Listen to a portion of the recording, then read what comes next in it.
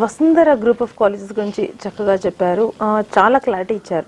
మరి Vasundhara group of colleges అనుకోగానే ఆ ఇన్ఫ్రాస్ట్రక్చర్, ఆ అంబియన్స్ చూసి చాలా మంది భయపడుతుంటారు రావాలంటే. అంటే ఫీ స్ట్రక్చర్ ఎలా ఉండబోతుందో, పిల్లల అకాడమిక్స్ ఎలా ఉండబోతున్నాయి అనేసి చాలా పేరెంట్స్ భయపడుతుంటారు. మరి వాళ్ళ కోసం కొంచెం clarity, we can drop a scoop on that. Sure, Andy. Vasundhara, yes, I proudly proclaim we have beautiful infrastructure facilities on par. World class ga untundi.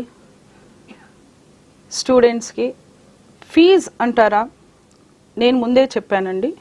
We have highly reasonable and affordable fee structure. అంటే జనరల్గా మనం చూస్తాం colleges మంచి all facilities provide చేస్తారండి. Provide చేసి దాని తగ్గ fee అన్నది కలెక్ట్ చేస్తుంటారు. కార్పొరేట్ లెవెల్లో ఉంటే ఫీజు కూడా మనకు కార్పొరేట్ లెవెల్గానే ఉంటుంది. కానీ ఇక్కడ మా సార్ అన్నది, మా మేనేజ్మెంట్ ఒక ఆశయంతో ఎడ్యుకేషన్ ఫీల్డ్లో ఉన్నారు. He is he is building a very contributing himself for this building of strong nation.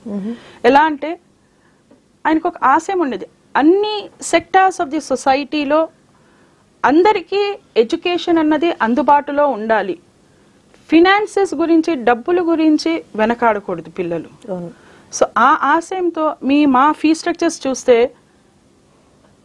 చాలా చాలా ఎఫోర్డబుల్గా ఉంటుంది. ఇంకొకటి, మన ఫీజు అన్నది టర్మ్స్కి వాళ్ళకి కన్వీనియంట్గా, ఇప్పుడు మనం if you just take in fact నాకు తెలిసిన అంతవరకు బాగా పువర్ ఉండి కొంతమందికి ఆయన ఫ్రీ ఎడ్యుకేషన్ అన్నది, అంటే అందరికీ చెప్పలేమండి మళ్ళీ, ఎందుకంటే ఎడ్యుకేషన్ ఇన్స్టిట్యూషన్ కూడా ప్రాబ్లం అవుతుంది ఆర్గనైజేషన్కి. సో కొంతమందికి ఆయన డెఫినెట్గా ఇది అన్నది చేస్తున్నారు, దట్ సర్వీస్.